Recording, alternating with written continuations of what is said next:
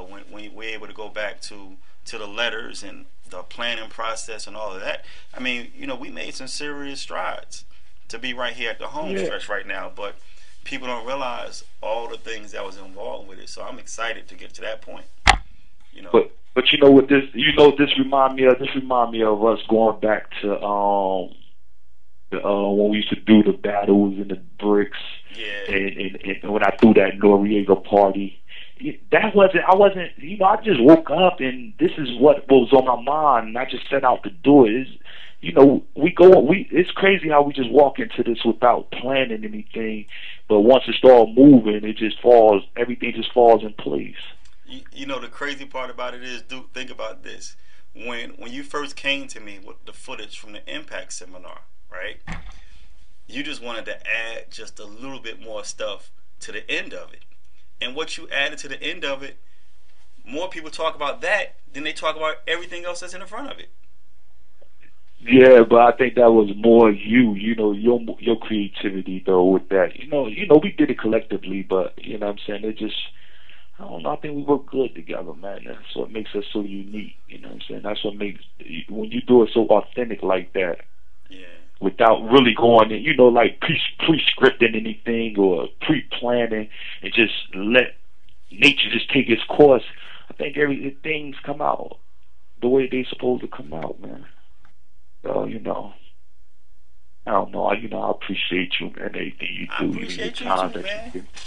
Even though I gotta pay for your time, but I appreciate it. Oh, dude. You know that's wrong, man. Yeah, for real though, man. I appreciate it though, man. Like it's a learning experience. I walked into this blind. Like I walked into a lot of things blind, man, and it's definitely been a learning experience throughout just our business ventures and just life in general. Bef- Walked into a lot of things blind. I walked into this lifestyle blind, not knowing what they expect, and this is what turnout has been so far. mm-hmm. Everybody else got plans for why they become what they became and why they chose this lifestyle. For me, it's just that the dude just explained it right. He just explained it to me so perfect to the point like I felt as though I was living a life that he was already explaining to me, like going to a car dealer and this guy trying to get you to buy this car and he explained to you what this car is fully equipped to do. You know what I'm saying? He explained it to me so well to the point like and deny it because I felt as though I lived this life all my life. Whatever the words that he was using made me feel like I was living the life that I was living. I've been living it. You know what I'm saying? So if that's what made me make the decision to become blood. Wow, Not for that's any other not for any other reasons that these guys owe protection or to be a part of anything because, I'm who I am. People who know me know who I am, and at that time knew who I was.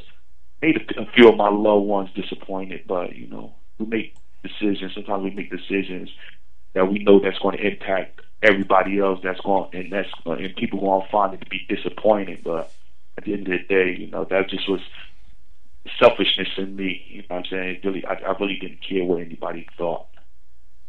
This was selfish, dealing with a lot of things, dealing with a lot of emotions that was unidentifiable to me. So I made a lot of irrational decisions.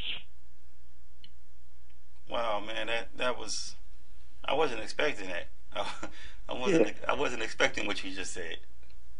It's Oh man, see crazy. that's why I like. That's why I just enjoy the conversation instead of just questions and questions to be asked. And I just enjoy the conversations. You know what I'm saying? Because you give me a nice conversation and give me. You got to open me up. So in Yeah. order for to open me up, you know what I'm saying? This is how it has to go. But it's funny though because every time I think about the gang lifestyle, I just think about just lifestyles in general. And so often, whether it's a teacher, that may see a skill set or see something in a student, or whether it's a coach, and they're like, okay, well, you coming out here, and you want to be quarterback, but with your aggressiveness, you need to be on defense. And it's so often people tell us and guide our paths as to where we need to go, and that's pretty much what you just said. It's like somebody looked at you, who you were, and what you was doing, and said, based off of these actions, this is who you are. You know what I'm saying? So Yeah, it almost made you say, okay, well, yeah, I can openly embrace that because that is who I am. yeah, he explained it to who I am, but you know, and when he explaining it to me, you know, I'm pretty sure he had his own agenda because he know who I am. But at the same time, it was some type of truth. It had to be sincere because I felt it. You understand what I'm saying? Like I felt it. Yeah. Whether he had an agenda or not, it didn't really matter to me anymore because I felt everything he said and it corresponded with my life. Period. At that time, yeah. You know what I'm saying? I said, okay. You see, it's a life changing decision, but it sounded so good, man. It just sounded so perfect. Although things wasn't as what he said it was going to be, but you know, life is what you make it. You know what I'm saying? I do what I do, and I make it work for me. This gentleman that you're referring to, does he have to remain anonymous, and is he still around? Yeah, I'd rather keep him nameless. You know what I'm saying? That's the best part. But you know, due to my history and due to everybody who knows me, they familiar to who the kid is, and Okay. I'm pretty sure he's around somewhere. Okay. So I don't know where, but somewhere around.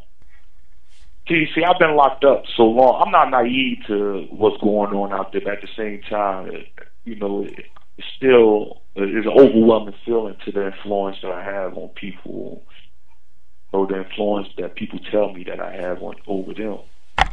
It's just that people recognize a real individual, and I guess if you're doing real things, sometimes you know I can be glamorized in a negative perspective, and people probably like that.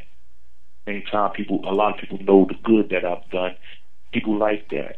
It's just like a bittersweet situation. You know what I'm saying? So you got two angles. You got the good and the bad. You understand what I'm saying?